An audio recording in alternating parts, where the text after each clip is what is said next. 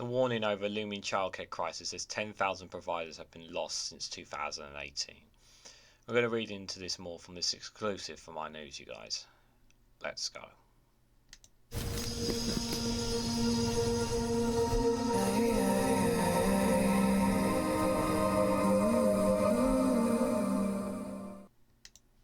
Good morning, good afternoon, good evening, wherever you are in the world. This is REGANELITE here with an exclusive from REGANELITE with the headline that the warning over the looming childcare crisis as 10,000 providers have lost since 2018.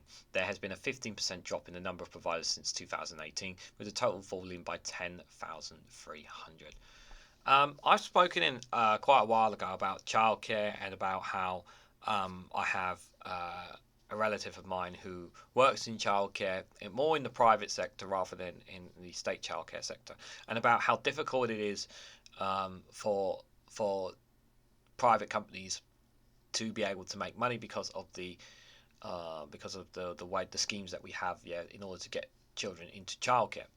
And the problem is we don't have a system that's as fair. We don't have a fair system, because the whole point of a private company obviously is to make money.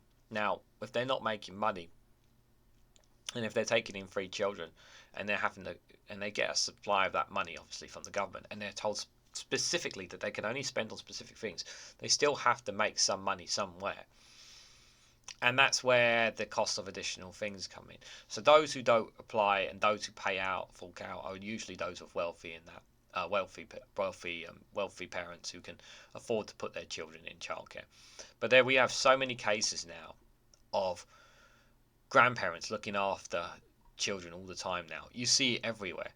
We did not have this 10, 12 years, 13 years ago. We did not have this where the vast majority of grandparents were looking after their kids. And this is because we can't put them in childcare. They can't afford to put them in childcare. And that's actually really, really bad for the children. It's really important that children spend time with their same age ones. Yes, of course, when they go into first day of school and all that kind of stuff, that's really good. But time in childcare, spending time with other children, is really important for them, especially at a young age, not to always be spending all their time with grandparents and with adults. Like, don't get me wrong, it's good that you spend time with family and whatnot, but there's also the other caveat as well. What if you don't have grandparents? What if you don't have parents? What if you don't have somebody to look after them? And here's the thing. 10,000 providers have been lost since 2018. Now, why do you think that's the case, guys? I've said it before, and you've been told it before. Austerity, 13 years, cutbacks.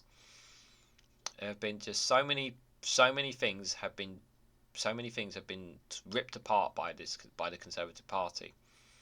This could have been handled so much better, and a generation of children are going to suffer because of the way things have been handled.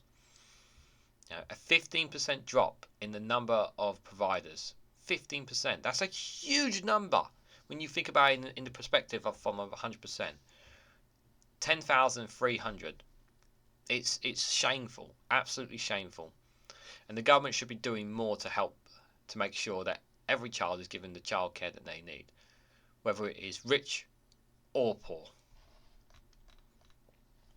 So ministers have been urged to review the rates paid to childcare providers after data revealed the number has fallen by more than £10,000 in 5 years. There have been a 15% drop in the number of childcare providers since 2018, with the total falling by 10,300. Some areas of childcare provision have seen a rise in number, including providers based in school. There are currently 11,200 fewer childminders operating today than there were 5 years ago. The Department of Education figures show some 3,000 have left the sector in the past 12 months alone. So in the last 12 months, we've lost 3,000 of them. The DFE argued that the population of the 0 to 5 olds had declined by 1% each year since 2018.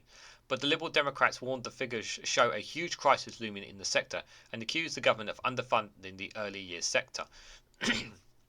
Last month, the government announced an extra £100 million to fund new nursery places amid concerns over dwindling availability across the country. Okay, well, you're going to put new places in, but what about the pay for the people? Like, how are we going to... Like, you have to have the workers as well as the... It's all well and good having the places, but you've got to have the work as well just more and more children are just being looked after by grandparents and relatives now, rather than because parents now have to work day and night now to make ends meet because of this cost of living crisis as well. It's just everything all comes back to the way it comes back to austerity. Everything all ties into austerity. This ties into austerity. It all ties into it, guys. The sector has warned that the workforce crisis in the childcare, particularly among childminders, will make it hard for the government to deliver on its promises to roll out better availability to parents. The DfE said the funding would ensure childcare settings have enough physical space and came on top of the $289 wraparound childcare fund announced in July, which ministers said will make sure families of primary school children can access childcare between 8 a.m. and 6 p.m. Yeah, my relative who works in the childcare pretty much works Monday to Friday, 10 a.m. to 6 p.m. Monday to Friday, and it's long hours, and it's not easy. It's not easy to put up with children every day, especially for that long of a time. Well, Wilson, the Lib Dem education spokesperson, said ministers should review the rates paid to providers to ensure they cover the full cost of delivering childcare. How does the Conservative government expect to roll out expansion of childcare when there are not enough providers to go around, Ms Wilson added. The amount this government pays for childcare service is a fraction of what's needed compared to the actual cost of service that they are providing. 3,000 childminders have left the sector in the past 12 months and more will follow. These figures show there is a huge crisis looming in both the nursery and local councils, warning of a collapse if the government does not come forward now with proper funding. A DfE spokesperson has said, "We are making the single biggest investment in childcare in England's history and are confident of the strength that our childcare will market to deliver 33 hours of childcare and eligibility for work parents from 9 months old up for when they start school." This 30 hours free childcare is going to push more nursery places to shut, and let me explain why.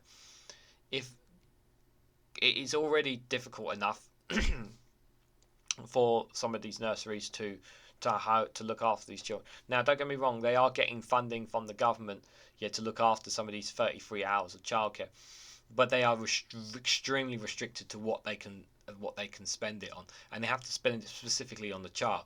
And the thing is that the nurseries that they are in, the buildings that they use for them, cost money to maintain and look after.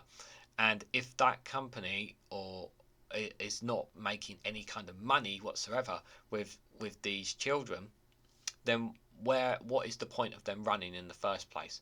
The thing is that they need to be making some kind of money, and the only main income they're getting is from those who aren't eligible for the 33 hours of childcare and those who are paying outright for it, i.e. the high earners, the wealthiest people who can afford to put their children in there. And this is the thing. Parents want to put their children in childcare. The vast majority of parents want to do so. Young parents want to do that too. But it just costs too much money. It's way too much money. It's too expensive. That's the problem. And it comes down to money. And the thing is, if we didn't have this cost of living crisis, if people had a bit more money in their pocket, I can assure you, you would not see so many kids yet being looked after by grandparents. It's wrong. These kids need that to be in these childcares. They need it. It's really important from their education, the earliest age. It's really important. There have been year-on-year increases in early years for staff and places to make sure there have be enough places across the country. We're investing hundreds of millions of pounds. How many times have we heard guys them saying about we've invested this, we invested that, we've invested this, we invested that, and yet we don't see the difference. How many times have we heard the Conservative government say, we've invested this amount of money in this place and it's going to make all the difference, and yet still we haven't seen the difference? You hear it all the time from them. Millions of pounds to increase hourly funding rates and provide £100 million in capital funding for more early years places and spaces. We're also launching a new national recruitment campaign in the new year and are looking to introduce a new accelerated apprenticeship route into the sector to help recruit new staff. So they're going to introduce a new national recruitment campaign. Who's going to fund that? Do you think the state's going to fund that? Do you think we're going to fund that? No, they're going to expect private companies to fund that most likely. They want other people to fund it for them. They expect it to come out of someone else's pocket, I imagine. But maybe I'm wrong. Maybe they will put their hand in their pocket for it. But I'm not holding my breath for that, if I'm honest, guys. A crisis is looming in the childcare sector. There's no question about that. But this is also something that could have been avoided if it had been managed properly. And again, another problem that Labour are going to have to deal with if they come into power at the next general election, whenever that may be. How are they going to manage it? What are they going to do? How are they going to ensure that people get the childcare that they need? How are they going to ensure that people can afford to put their children in childcare as well? These are questions that need answers. So what do you guys think of it? What do you guys make of the childcare system in the UK, particularly in England?